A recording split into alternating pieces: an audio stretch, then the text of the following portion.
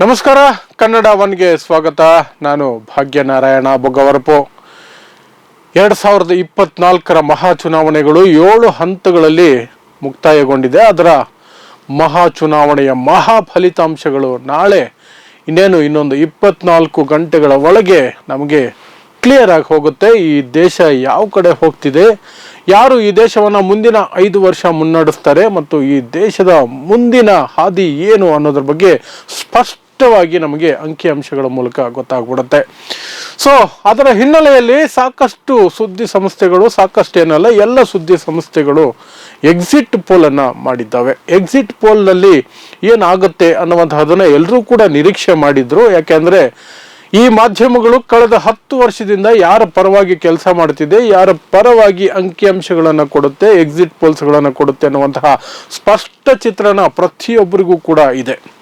ಅದರ ಅನುಗುಣವಾಗಿ ಬಿಜೆಪಿಯ ನರೇಂದ್ರ ಮೋದಿ ಅವರು ಭಾಷಣಗಳಲ್ಲಿ ಕೊಟ್ಟಂತಹ ಅಂಕಿಗಳು, ನಂಬರ್ 2 ಬಿಜೆಪಿಯಲ್ಲಿರುವಂತಹ ಅಮಿತ್ ಶಾ ತಮ್ಮ ಭಾಷಣಗಳಲ್ಲಿ ಕೊಟ್ಟಂತಹ ಅಂಕಿಅಂಶಗಳು, ಬಿಜೆಪಿ ಕೊಟ್ಟಂತಹ ಅಂಕಿಅಂಶಗಳು ಏನಿದ್ವೋ ಅದೇ ಅಂಕಿಅಂಶಗಳು ಹಾಗೆ ಕಾಪಿ ಮಾಡಿದ ಹಾಗೆ ಈ ಗೋಧಿ ಮೀಡಿಯಾದ ಎಕ್ಸಿಟ್ ಪೋಲ್ಗಳಲ್ಲಿ ಬಂದಿದೆ. ಅದನ್ನ ವಿಪಕ್ಷ ಮೋದಿ ಮೀಡಿಯಾ ಅಂತ ಕರೆಯೋ ಮೂಲಕ, ಮೋದಿಯ ಎಕ್ಸಿಟ್ ಪೋಲ್ ಅಂತ ಕರೆಯೋದ್ರ ಮೂಲಕ ಅದನ್ನ ಸಂಪೂರ್ಣವಾಗಿ ನಿರಾಕರಿಸಿದೆ. ಮತ್ತೆ ತನ್ನದೇ ಆದಂತಹ ಲೆಕ್ಕವನ್ನ ಅದು ಹೇಳ್ತಾ ಇದೆ. ಅದರ ಪ್ರಕಾರ ಇಂಡಿಯಾ ಒಕ್ಕೂಟ ಕನಿಷ್ಠ 295 ಸೀಟುಗಳನ್ನು ಗೆಲ್ಲುತ್ತೆ ಅನ್ನುವಂಥದ್ದು. ಈ ಚುನಾವಣೆಯಲ್ಲಿ ನಾವು ಕೂಡ ಒಂದು ಸಮೀಕ್ಷೆಯನ್ನು ಮಾಡೋ ಪ್ರಯತ್ನ ಮಾಡಿದ್ವಿ.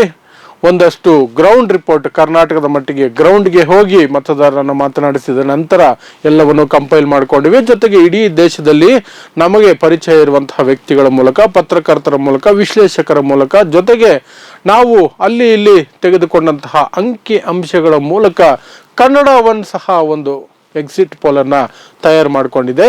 ನಾವು ಬೇರೆ ಚಾನೆಲ್ಗಳ ಥರ ಕೋಟ್ಯಾಂತರ ರೂಪಾಯಿಯ ಬಂಡವಾಳದ ಜೊತೆ ಇರುವಂತಹ ಒಂದು ಚಾನಲ್ ಅಲ್ಲ. ಹಾಗಾಗಿ ನಮ್ಮ ಎಕ್ಸಿಟ್ ಪೋಲ್ ತಡ ಆಯಿತು, ಆದರೆ ಲೇಟಾಗಿ ಬಂದರೂ ಲೇಟೆಸ್ಟ್ ಆಗಿ ಬರ್ತೀವಿ ಅನ್ನುವಂಥದ್ದು ನಮ್ಮ ಭರವಸೆ. ಸೊ ಈಗ ನಿಮ್ಮ ಮುಂದೆ ಕನ್ನಡ ಒನ್ ನಮ್ಮ ಚಾನಲ್ ಪ್ರಕಾರ ಎಕ್ಸಿಟ್ ಪೋಲ್ ಏನಾಗಬಹುದು ಅಥವಾ ನಾಳಿನ ಫಲಿತಾಂಶಗಳು ಏನಾಗಬಹುದು, ಯಾವ ಮೈತ್ರಿಕೂಟಕ್ಕೆ, ಯಾವ ಪಕ್ಷಕ್ಕೆ ಎಷ್ಟು ಮತಗಳು ಬರಬಹುದು ಅನ್ನೋದ್ರ ಬಗ್ಗೆ ನಮ್ಮದೇ ಆದಂತಹ ಲೆಕ್ಕವನ್ನ ನಿಮ್ಮ ಮುಂದೆ ಇಡ್ತೀನಿ. ಅದಕ್ಕಿಂತ ಮೊದಲು ಈ ಚುನಾವಣೆಯ ವಿಶೇಷತೆಗಳು ಅಥವಾ 2024 ಮಹಾ ಚುನಾವಣೆ ಯಾಕೆ ಈ ದೇಶದ ಚರಿತ್ರೆಯಲ್ಲಿ ಅಚ್ಚಳಿಯದಂತೆ ದಾಖಲಾಗಿ ಹೋಗುತ್ತೆ, ಯಾವೆಲ್ಲ ಕಾರಣಗಳಿಗೆ ಈ ಚುನಾವಣೆಯನ್ನು ನಾವು ಪರಿಗಣನೆಗೆ ತೆಗೆದುಕೊಳ್ಳಬೇಕು ದೊಡ್ಡ ಮಟ್ಟದಲ್ಲಿ ಅನ್ನೋದ್ರ ಬಗ್ಗೆ ಸ್ವಲ್ಪ ವಿವರಣೆಯನ್ನು ಕೊಟ್ಟು ಆ ನಂತರ ನಾನು ನಮ್ಮ ಎಕ್ಸಿಟ್ ಪೋಲ್ ನಂಬರ್ಗಳನ್ನು ಹೇಳ್ತೇನೆ.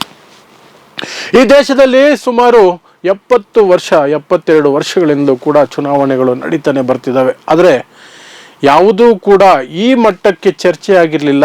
ಈ ದೊಡ್ಡ ಮಟ್ಟಕ್ಕೆ ಈ ದೇಶದ ಭವಿಷ್ಯವನ್ನು ನಿರ್ಧಾರ ಮಾಡುತ್ತೆ, ಮುಂದೆ ಈ ದೇಶ ಏನಾಗಬೇಕು ಅನ್ನೋದ್ರ ಬಗ್ಗೆ ಚಿತ್ರಣವನ್ನು ಕೊಡುತ್ತೆ ಅನ್ನೋ ಮಟ್ಟಕ್ಕೆ ಯಾವ ಚುನಾವಣೆಗಳು ಕೂಡ ಚರ್ಚೆಗೆ ಒಳಗಾಗಿರಲಿಲ್ಲ.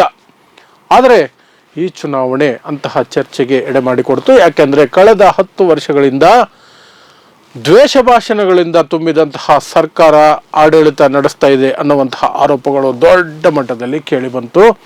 ಸರ್ಕಾರದಲ್ಲಿರುವಂಥವರು ಅಧಿಕೃತವಾಗಿ ಜಾತ್ಯತೀತ ತತ್ವಗಳ ಆಧಾರದ ಮೇಲೆ ಬಂದಿರುವಂತಹ ಅಥವಾ ನಿಂತಿರುವಂತಹ ದೇಶದ ಸಂವಿಧಾನದ ಹೆಸರಿನಲ್ಲಿ ಪ್ರಮಾಣ ವಚನ ಸ್ವೀಕರಿಸಿದಂತಹ ವ್ಯಕ್ತಿಗಳು ಆ ನಂತರ ಯಾವ ರೀತಿಯಾಗಿ ಓಪನ್ ಆಗಿ ಬಹಿರಂಗವಾಗಿ ಧರ್ಮದ್ವೇಷವನ್ನು ಪ್ರದರ್ಶನ ಮಾಡಿದ್ರು, ಅದಕ್ಕೆ ತಕ್ಕಂತೆ ಆ ಧರ್ಮದ್ವೇಷದ ಬಂಡವಾಳದಲ್ಲೇ ಬದುಕ್ತಾ ಇರುವಂತಹ ಸಂಘಟನೆಗಳು ಧರ್ಮ ರಕ್ಷಣೆ ಹೆಸರಿನಲ್ಲಿ, ಹಸುವಿನ ಹೆಸರಿನಲ್ಲಿ, ಬೇರೆ ಏನೆಲ್ಲ ವಿಚಾರಗಳ ಹೆಸರಿನಲ್ಲಿ ದಂಗೆಗಳು, ಗಲಾಟೆಗಳು, ಗಲಭೆಗಳು ಮತ್ತೆ ಗುಂಪು ಹತ್ಯೆಗಳನ್ನು ನಡೆಸ್ಕೊಂಡು ಬಂದಿದ್ದನ್ನು ನಾವು ಕಳೆದ 10 ವರ್ಷಗಳಲ್ಲಿ ಅಲ್ಲಲ್ಲಿ ಆಗಿಂದಾಗೆ ನೋಡ್ತಾನೆ ಬಂದಿದ್ದೀವಿ. ಅದಕ್ಕೆ ಉತ್ತರವಾಗಿ ಈ ಚುನಾವಣೆಯಲ್ಲಿ ಆ ಎಲ್ಲ ಶಕ್ತಿಗಳಿಗೆ ಹಿನ್ನಡೆ ಆಗತ್ತೆ ಅನ್ನುವ ರೀತಿಯಲ್ಲಿ ಈ ಚುನಾವಣೆ ಆಗುತ್ತೆ ಅನ್ನುವಂತಹ ಒಂದು ಭರವಸೆಯಲ್ಲಿ ಸಾಕಷ್ಟು ಜನ ಮತ ಚಲಾಯಿಸಿದ್ದಾರೆ.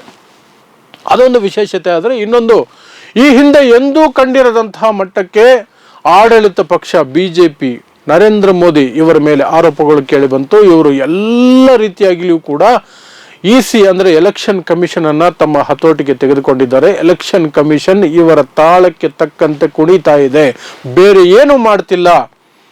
ವಿರೋಧ ಪಕ್ಷಗಳನ್ನು ಮಾತ್ರ ಅದು ಕಂಟ್ರೋಲ್ ಮಾಡ್ತಿದೆ ಅಥವಾ ಹತೋಟಿಗೆ ತೆಗೆದುಕೊಳ್ಳೋ ಪ್ರಯತ್ನ ಮಾಡ್ತಿದೆ. ಅದರ ಮೇಲೆ ಮಾತ್ರ ಕ್ರಮಗಳನ್ನು ಕೈಗೊಳ್ಳುತ್ತೆ. ನರೇಂದ್ರ ಮೋದಿ ಅವರು ಪ್ರಧಾನಿ ಸ್ಥಾನದಲ್ಲಿ ಇದ್ರೂ ಕೂಡ ಅದನ್ನು ಮರೆತು ದ್ವೇಷ ಭಾಷಣಗಳನ್ನ ನಿರಂತರವಾಗಿ ಮಾಡಿದ್ರು. ಯಾವುದೇ ಕ್ರಮವನ್ನ, ಒಂದು ಎಚ್ಚರಿಕೆಯನ್ನು ಸಹ, ಒಂದು ಸಣ್ಣ ನೋಟಿಸ್ ಅನ್ನು ಸಹ ಎಲೆಕ್ಷನ್ ಕಮಿಷನ್ ನರೇಂದ್ರ ಮೋದಿ ಅವ್ರಿಗಾಗ್ಲಿ ಬಿಜೆಪಿ ಅವ್ರಿಗಾಗ್ಲಿ ಕೊಡಲಿಲ್ಲ. ಬಿಜೆಪಿಗೆ ಸಣ್ಣ ಪುಟ್ಟ ನೋಟಿಸ್ಗಳನ್ನು ಕೊಡ್ತೇ ಹೊರತು ನರೇಂದ್ರ ಮೋದಿ ಅವರ ಹೆಸರನ್ನ ಎಲ್ಲಿಯೂ ಕೂಡ ಮೆನ್ಷನ್ ಮಾಡೋಕ್ಕೆ ಹೋಗಲಿಲ್ಲ. ಅದು ಒಂದು ಈ ಚುನಾವಣೆಯ ವಿಶೇಷತೆ. ಅದರ ಜೊತೆಗೆ ಪ್ರತಿ ಚುನಾವಣೆಯ ನಂತರ ಹಂತ ಹಂತವಾಗಿ ಚುನಾವಣಾ ಆಯೋಗ ಏನಿರುತ್ತೆ ಅದು ಸುದ್ದಿಗೋಷ್ಠಿಯನ್ನು ನಡೆಸಿ ಅಂಕಿ ಅಂಶಗಳನ್ನ ಜನರ ಮುಂದಿಡುವಂತಹ ಪ್ರಯತ್ನ ಮಾಡುತ್ತೆ. ಆದರೆ ಈ ಬಾರಿ ಎಲ್ಲ ಹಂತಗಳು ಮುಗಿಯೋವರೆಗೂ ಕೂಡ, ಎಲ್ಲ ಹಂತ ಮುಗಿದು ಎಕ್ಸಿಟ್ ಪೋಲ್ಸ್ ಬಂದು ಒಂದು ದಿನ ಕಳೆದ ನಂತರ ಚುನಾವಣಾ ಫಲಿತಾಂಶಗಳು ಒಂದು ದಿನ ಇದೆ ಅನ್ನಬೇಕಾದ್ರೆ ನಾಳೆ ಚುನಾವಣಾ ಫಲಿತಾಂಶಗಳಿದೆ. ಇವತ್ತು ಬಂದು ಸುದ್ದಿಗೋಷ್ಠಿ ಮಾಡಿ ಒಂದಷ್ಟು ಅಂಕಿಅಂಶಗಳನ್ನು ಬಿಡುಗಡೆ ಮಾಡಿದ್ದಾರೆ. ಜೊತೆಗೆ ವಿಪಕ್ಷವನ್ನ ತರಾಟೆಗೆ ತೆಗೆದುಕೊಂಡಿದ್ದಾರೆ ಎಲೆಕ್ಷನ್ ಕಮಿಷನರ್ ಅವರು. ಏನಂತ ವಿಪಕ್ಷಗಳು ಆರೋಪ ಮಾಡ್ತಿದೆ, ಅಮಿತ್ ಶಾ ದೇಶದ ಗೃಹ ಮಂತ್ರಿ, ಬಿಜೆಪಿಯ ನಂಬರ್ 2, ಚುನಾವಣಾ ಫಲಿತಾಂಶಗಳಿಗೆ ಒಂದು ದಿನ ಮೊದಲು 150 ಜಿಲ್ಲಾಧಿಕಾರಿಗಳೊಂದಿಗೆ ಮಾತನಾಡಿದ್ದಾರೆ, ಅವರನ್ನ ಸಂಪರ್ಕ ಮಾಡಿದ್ದಾರೆ ಅನ್ನುವಂತಹ ಆರೋಪವನ್ನ ಕಾಂಗ್ರೆಸ್ ಜೈರಾಮ್ ರಮೇಶ್ ಮೂಲಕ ಮಾಡಿದೆ. ಅದಕ್ಕೆ ಉತ್ತರಿಸಬೇಕಾದಂತಹ ಜವಾಬ್ದಾರಿ ಇದ್ದಂತಹದ್ದು ಅಮಿತ್ ಶಾ ಅವರಿಗೆ. ಯಾಕಂದ್ರೆ ಅಮಿತ್ ಶಾ ಮೇಲೆ ಆರೋಪ ಬಂದಿದೆ. ಆದ್ರೆ ಅಮಿತ್ ಶಾ ಅದಕ್ಕೆ ಉತ್ತರ ಕೊಡಲಿಲ್ಲ. ಬದಲಾಗಿ ಉತ್ತರ ಕೊಟ್ಟಿದ್ದು ಎಲೆಕ್ಷನ್ ಕಮಿಷನ್. ಎಲೆಕ್ಷನ್ ಕಮಿಷನ್ ಬಂದು ಹೇಳ್ತಾ ಇದೆ, ಇದೆಲ್ಲ ಸುಳ್ಳು, ಈ ರೀತಿಯಾದಂತಹ ಸುಳ್ಳನ್ನ ಸಮಾಜದಲ್ಲಿ ಹಬ್ಬಿಸಬೇಡಿ, ಅಪನಂಬಿಕೆ ಬಂದುಬಿಡುತ್ತೆ ನಮ್ಮ ಪ್ರಜಾಪ್ರಭುತ್ವ ಮತ್ತು ಚುನಾವಣಾ ಪ್ರಕ್ರಿಯೆ ಮೇಲೆ ಅಂತ ಪ್ರತಿಕ್ರಿಯೆ ಕೊಡುತ್ತೆ. ಅಮಿತ್ ಶಾ ಇದ್ರ ಬಗ್ಗೆ ಏನು ಹೇಳಲಿಲ್ಲ. ನಾನು ಸಂಪರ್ಕ ಮಾಡಿದೆ ಅಂತಾನೂ ಹೇಳ್ತಿಲ್ಲ, ಸಂಪರ್ಕ ಮಾಡಲಿಲ್ಲ ಅಂತಾನೂ ಹೇಳ್ತಿಲ್ಲ. ಆದರೆ ಎಲೆಕ್ಷನ್ ಕಮಿಷನ್ ಬರುತ್ತೆ. ಈ ರೀತಿಯಾದಂತಹ ಅನ್ಪ್ರೆಸಿಡೆಂಟೆಡ್, ಇತಿಹಾಸದಲ್ಲಿ ನಾವು ಯಾವತ್ತೂ ನೋಡದೇ ಇರುವಂತಹ ವಿಚಾರಗಳನ್ನ ಈ ಚುನಾವಣೆಯಲ್ಲಿ ನೋಡಿದ್ವಿ. ಅದರ ನಂತರ ನಾವು ನೋಡಬೇಕಾಗಿರುವಂತಹದ್ದು ಎಕ್ಸಿಟ್ ಪೋಲ್ಗಳನ್ನ. ಎಕ್ಸಿಟ್ ಪೋಲ್ಗಳು ಎಕ್ಸಾಕ್ಟ್ ಆಗಿ ಮೋದಿ, ಅಮಿತ್ ಶಾ ಮತ್ತು ಬಿಜೆಪಿ ಏನು ಹೇಳ್ಕೊಂಡು ಬರ್ತಿದೆಯೋ ಅದೇ ಅಂಕಿಗಳು ಬರ್ತಾ ಇದೆ, ಬೇರೆ ಏನು ಬರ್ತಿಲ್ಲ. ಇದು ಕೂಡ ಈ ಬಾರಿ ವಿಶೇಷತೆ ಅಂತಾನೆ ಹೇಳಬೇಕಾಗತ್ತೆ. ಸೊ ಇದಿಷ್ಟರ ನಡುವೆ ಒಂದಷ್ಟು ಇಂಡಿಪೆಂಡೆಂಟ್ ಚಾನೆಲ್ಗಳು, ಒಂದಷ್ಟು ಇಂಡಿಪೆಂಡೆಂಟ್ ಆಗಿ ಯೋಚನೆ ಮಾಡುವಂತಹ, ಸ್ವತಂತ್ರವಾಗಿ ಯೋಚನೆ ಮಾಡುವಂತಹ ವ್ಯಕ್ತಿಗಳು, ವಿಶ್ಲೇಷಕರು ತಮ್ಮದೇ ಆದಂತಹ ವಿಶ್ಲೇಷಣೆಯನ್ನ, ಅಂಕಿಅಂಶಗಳನ್ನು ಕೂಡ ಕೊಟ್ಟಿದ್ದಾರೆ. ಯೋಗೇಂದ್ರ ಯಾದವ್ ಅಂತವರು ಕೂಡ ತಮ್ಮ ಅಂಕಿಅಂಶಗಳನ್ನು ಕೊಟ್ಟಿದ್ದಾರೆ. ಅವರ ಪ್ರಕಾರ NDA ಒಕ್ಕೂಟ 272 ಏನಿದೆ ಮೆಜಾರಿಟಿ ಮಾರ್ಕ್, ಬಹುಮತಕ್ಕೆ ಬೇಕಾಗಿರುವಂತಹ 272 ಕ್ಷೇತ್ರಗಳ ನಂಬರ್ ಏನಿದೆ ಅದನ್ನು ತಲುಪೋದಕ್ಕೆ ತಿಣುಕಾಡುತ್ತೆ. ಕಷ್ಟಪಟ್ಟು ಅಲ್ಲಿಗೆ ಬಂದರೂ ಬರಬಹುದು, ಅಥವಾ ಅದಕ್ಕಿಂತ 5-10 ಸೀಟು ಕಡಿಮೆ ಇದ್ರೂ ಇರಬಹುದು. ಬಿಜೆಪಿ ಅಂತೂ ತನ್ನ ಸ್ವಂತ ಬಲದ ಮೇಲೆ 272 ಮುಟ್ಟೋದಕ್ಕೆ ಸಾಧ್ಯನೇ ಇಲ್ಲ. ಅದು 230-240 ಆಸ್ಪಾಸಿನಲ್ಲಿ ಇರುತ್ತೆ ಅಂತ. ಆದರೆ ಎಕ್ಸಿಟ್ ಪೋಲ್ಗಳು, ಎಲ್ಲ ಗೋಧಿ ಮಾಧ್ಯಮಗಳು, ಮೋದಿ ಮಾಧ್ಯಮಗಳು 300ರ ಮೇಲೆಯೇ ಬಿಜೆಪಿಗೆ ಮಾತ್ರ ಬರುತ್ತೆ.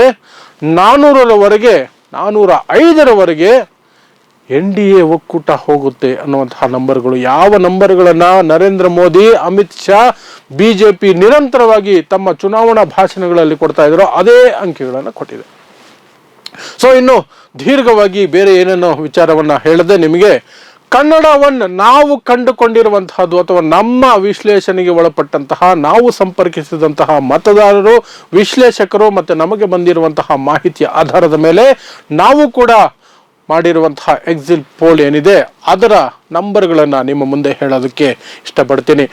ಕರ್ನಾಟಕದಲ್ಲಿ ಏನಾಗುತ್ತೆ ಅಂತ ಮೊದಲು ನೋಡೋಣ. ಕರ್ನಾಟಕದಲ್ಲಿ ಕನ್ನಡ ಒನ್ ಪ್ರಕಾರ ಕಾಂಗ್ರೆಸ್ ನಿರೀಕ್ಷಿತ 20-22 ಅಂತ ಏನು ಹೇಳ್ತಿದೆ ಅಲ್ಲಿಗೆ ಮುಟ್ಟೋದಕ್ಕೆ ಕಷ್ಟಪಡ್ತಿದೆ, ಅಲ್ಲಿಗೆ ಮುಟ್ಟೋದಕ್ಕೆ ಆಗಲ್ಲ ಅನ್ನುವಂತಹ ರೀತಿಯಂತಹ ಮಾಹಿತಿಗಳು ನಮಗೆ ಬರ್ತಿದೆ. ನಮ್ಮ ಫೀಲ್ಡ್ ವರ್ಕ್ ಇಡೀ ರಾಜ್ಯದಲ್ಲಿ ಮತದಾನದ ನಂತರ, ಮತದಾನಕ್ಕೆ ಮೊದಲು ನಾವು ಏನೆಲ್ಲ ವ್ಯಕ್ತಿಗಳನ್ನ, ಮತದಾರರನ್ನ ಮಾತಾಡಿಸಿದೀವೋ ಅವರ ಮಾತುಗಳ ಆಧಾರದ ಮೇಲೆ ಕಾಂಗ್ರೆಸ್ 14ರಿಂದ 16 ಸೀಟುಗಳನ್ನ ಕರ್ನಾಟಕದಲ್ಲಿ ಗೆದ್ದುಕೊಳ್ಳುತ್ತೆ ಅನ್ನುವಂತಹದ್ದು ನಮ್ಮ ನಿರೀಕ್ಷೆ.